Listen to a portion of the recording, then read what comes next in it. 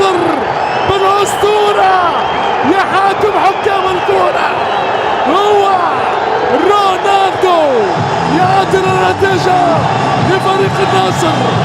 عالمي يا نصر، عالمي.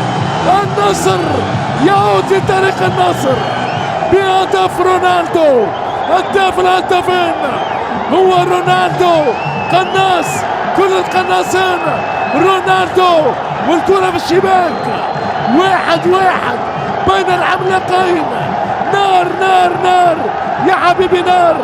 حارس الهلال العويس ما باله، لا يعلم، كأنه لا يدرك أن الأسطورة رونالدو أقوى ما في الكرة، أقوى ما في الكرة هو الأسطورة.